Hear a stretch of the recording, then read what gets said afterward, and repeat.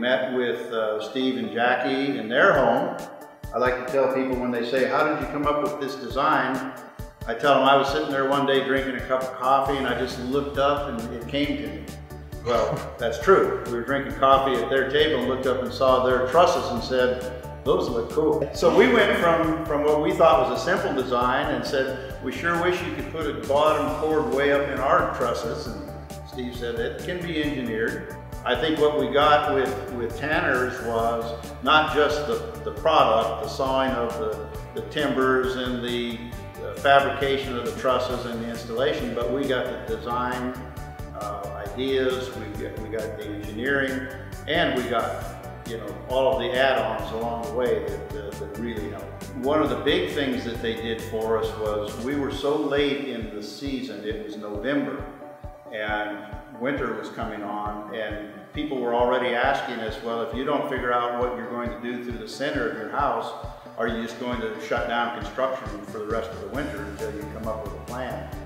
And so when we met, Steve said he was just closing down for the end of the season and he didn't have any big jobs ahead, and he could probably jump right on this and have it done in a matter of weeks, which was, we were already afraid we were going to be months and months and months.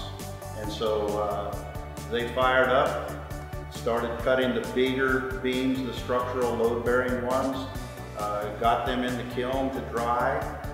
We came up with a timeline, and I think from probably signing our agreement, it was less than maybe 5 weeks, including the drying time. And the process of staining and sealing, because he accommodated us to come up to his shop and do the staining and sealing on the trusses before they were installed. Then along the way, since this house had never been built before and there weren't architectural plans, then, for example, where that big carrier beam is between the great room and the kitchen, we thought we had to have a post because it just seemed like to carry the two big trusses that are carrying the snow load, that would be required. And again, Steve and Thomas got together and said, well, with a knee brace design and that thickness, that width, it can be engineered so you can eliminate that post. And that was huge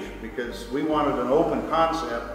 And I don't think that's something, most places, if you went there, as a matter of fact, we talked with someone else that said, if today you had your plan, we had agreed the contract, and it was engineered, I wouldn't even begin to start the process for about 4 months. And in an order like that, I'm sure they would have just taken the order and cut the order and shipped it to us. Instead, the Tanners were back and forth, and as we went along and decided to add other elements, when we decided to add a staircase to our bonus room, we had little lines on the floor plan that Darla had drawn, and then Darla had in her mind from some pictures that she'd seen what she wanted. So we were in Texas at that time and sent that up, scanned it and sent it up, and pretty soon Thomas was in here designing a staircase. It was just beautiful. Well, another great design element was when Darla decided that for the spindles, for the rails in the stairway, and for what's going to end up being the whole deck area outside, she wanted to use construction rebar for the spindles. And I know all of us guys were like, what? They make spindles, why don't we do that?